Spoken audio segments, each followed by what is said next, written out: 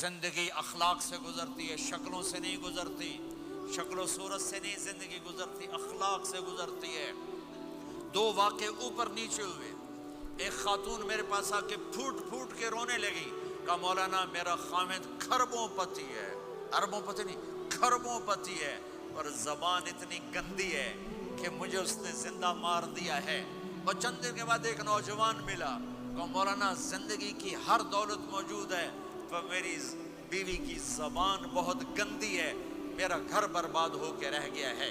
ایک جگہ عورت کی تیزی نے گھر کو آگ لگائی ہوئی ہے، ایک جگہ مرد کی تیزی نے گھر کو آگ لگائی ہوئی ہے۔ گھروں کی آبادی اچھے اخلاق سے ہوتی ہے۔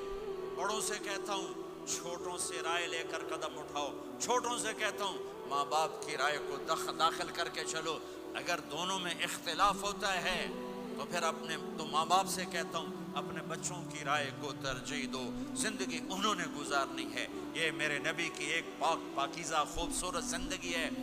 آپ ایک معاشرے میں رہتے ہیں، آپس میں لڑائیاں بھی ہوں گی، جھگڑے بھی ہوں گے، اور بہت سے ایسے ہوں گے عورت عورت سے نہیں بولتی، مرد مرد سے نہیں بولتا۔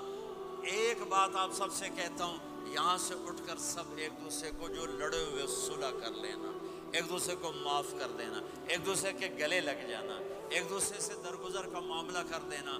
اور خامد اور بیوی اگر لڑے ہوئے ہوں تو ان کی صلح اتنی طاقتور چیز ہے کہ ان کے صلح کرتے اللہ ان کے پچھلے سارے گناہ معاف کر دیتا۔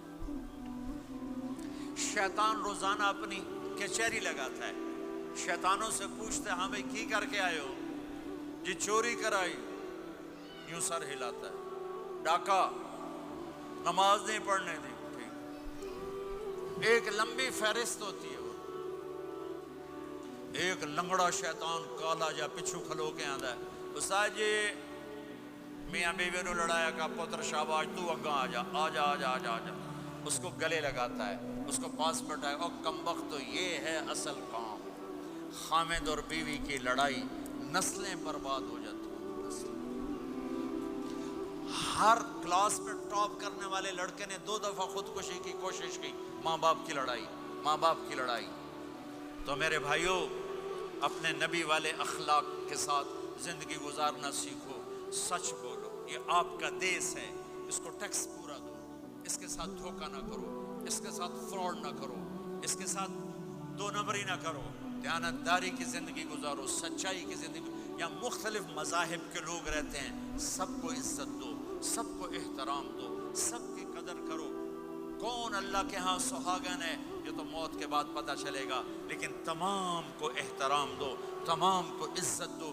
ایک غیر مسلم کا جنازہ گزرا، میرے نبی کھڑے ہو گئے، غیر مسلم کا میرے نبی کھڑے، کہا یا رسول اللہ یہ مسلمان نہیں، آپ نے کہا انسان تو ہے، انسان تو ہے، اب اس کے احترام میں کھڑے ہو گئے۔